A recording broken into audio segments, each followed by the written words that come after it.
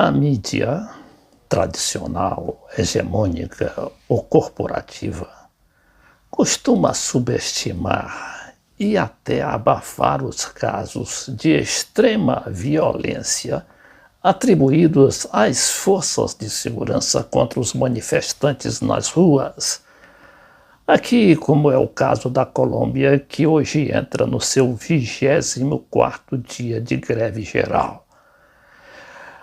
Na Colômbia mesmo, essa mídia ela não parece uníssona nessa posição, porque o jornal El Espectador decidiu tomar a frente e denunciar os casos de violência da polícia contra os jovens que receberam balaços no rosto e por isso perderam a vista, como também o caso das violações sexuais contra pelo menos 18 mulheres nas últimas manifestações colombianas.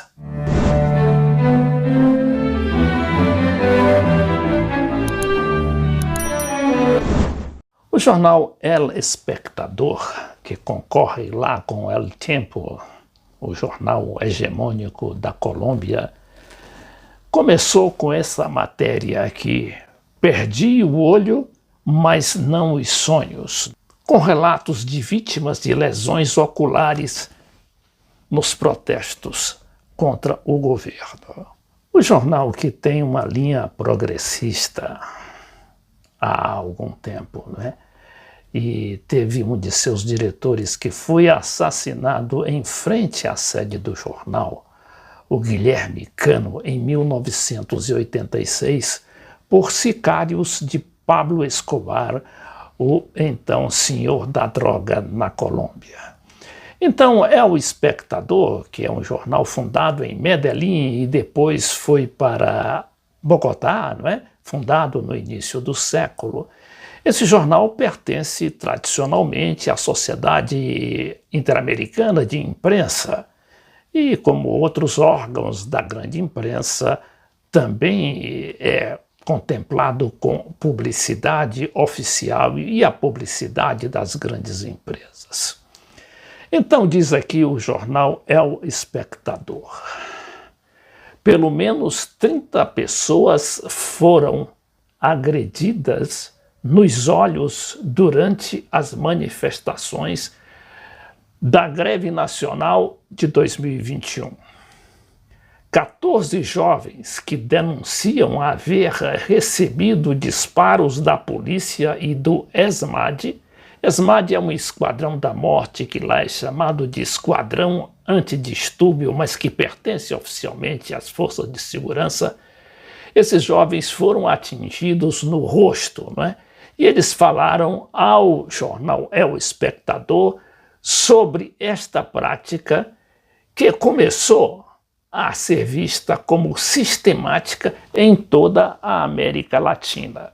O jornal foi a fundo na sua investigação e a estendeu também para o Chile, para o Equador, o Peru e a Bolívia. Então diz aqui: esse tipo de violência de atingir os olhos de jovens não é exclusiva da Colômbia. Entre outubro de 2019 e maio de 2021, no Chile se contam 465 vítimas de trauma ocular. Vocês, na Colômbia, têm 28 agressões nas 2 últimas semanas. São muitos casos e, claramente, é uma forma de repressão. No Equador, os protestos de 2019, em 10 dias, registraram 11 lesões oculares. São padrões na América Latina e há que buscar sua causa, disse ao jornal, né, a este diário, que é o El Espectador, Carlos Margota, presidente da Comissão Chilena de Direitos Humanos. É uma organização, uma ONG, que data de antes da ditadura e que reportou estas e outras agressões da força pública ante à Corte Penal Internacional em abril deste ano de 2021. Várias vítimas de traumas oculares nesse país se uniram baixo a organização Os Olhos do Chile, que oferece assessoria jurídica, médica e psicológica aos afetados, aos atingidos, não é?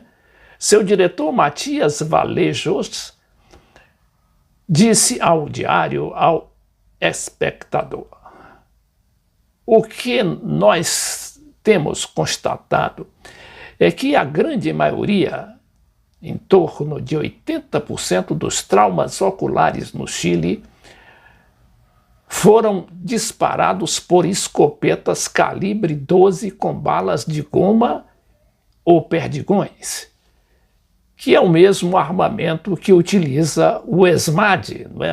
Aquele esquadrão da morte, o esquadrão antidistúrbios da Colômbia. E não somente utilizamos o mesmo armamento, compartimos treinamento e instruções de uso. Carabineiros do Chile foram instruir-se na Colômbia e vice-versa.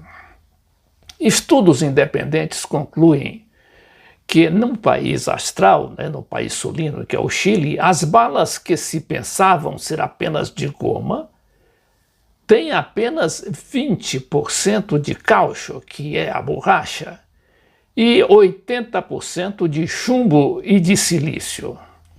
Estes padrões repressivos se repetem na região. Basta ver a situação do Peru ou da Bolívia. Ocorre por um intercâmbio entre as polícias da América Latina que homogeneiza as práticas. Peru, quer dizer, mas também pela história ditatorial da região.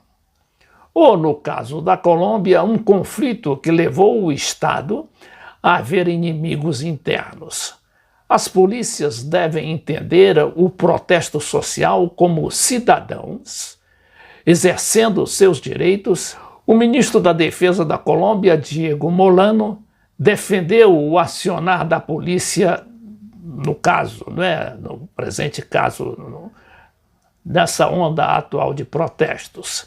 Disse que os casos de agressão por parte dos policiais são isolados e devem ser investigados e sancionados.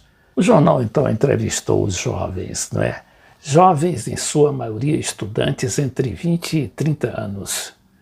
Este é o perfil das vítimas de lesões oculares que falaram ao espectador sobre seus casos, seus processos de recuperação e as sequelas físicas e emocionais que deixaram.